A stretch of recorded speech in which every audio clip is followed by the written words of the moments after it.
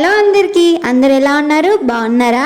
ఈరోజు మన ఛానల్లో రెసిపీ వచ్చేసి బర్బాటి ఆలు ఫ్రై. ప్రాసెస్లోకి వెళ్దామా? ముందుగా ఒక బాండి పెట్టి ఆయిల్ పోసి పోపు దినుసులు, ఆవాలు, జీలకర్ర, వెల్లుల్లి రెబ్బలు 4-5 వేసేసి తర్వాత కరివేపాకు, కొత్తిమీర, 2 లవంగాలు వేసి మంచిగా కలపండి. తర్వాత కట్ చేసుకున్న 4-5 పచ్చిమిర్చీలు, ఒక పెద్ద సైజు ఆనియన్ కూడా వేసి మంచిగా గోలనివ్వండి.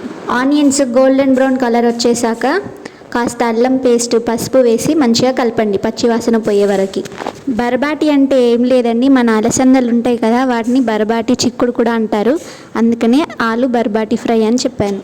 పచ్చివాసన పోయినాక మన బర్బాటీలు ఉన్నాయి కదా, అదే అండి అలసందలు, నైట్ అంతా నానబెట్టుకొని కర్రీలో వేసేయండి. నేను పచ్చివి తీసుకున్నాను, మీరు ఎండినవి తీసుకుంటే నైట్ అంతా నానబెట్టి కుక్కర్లో 6 విజిల్స్ వచ్చే వరకు ఉడకనిచ్చి తర్వాత కర్రీలో వేసుకోండి, బాగుంటాయి. అలసందలు వేసాక 2 పెద్ద సైజు ఆలుగడ్డలు కూడా వేసి ఒక 5 నిమిషాలు మూత పెట్టేసి ఉడకనివ్వండి.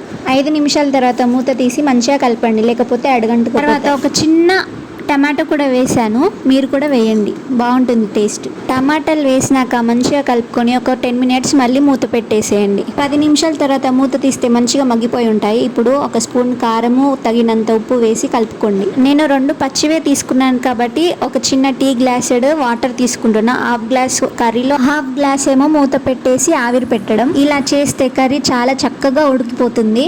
ఒక 10 మినిట్స్ అలాగే ఉంచండి, వాటర్ అన్ని ఆవిరైపోయి కర్రీ బాగా ఉడుకుతుంది. ఒక 10 మినిట్స్ తర్వాత మూత తీసి చూస్తే కర్రీ చూడండి చక్కగా ఉడికిపోయింది.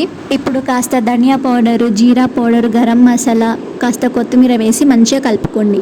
ఒక 2 మినిట్స్ హై ఫ్లేమ్లో ఉంచండి, వాటర్ అన్ని ఆవిరైపోతాయి. కర్రీ మాత్రం సూపర్ ఉంటుంది ఇలా చేస్తే, మీరు తప్పకుండా ట్రై చేయండి. అంతే అండి, simple and tasty curry ready అయిపోయింది.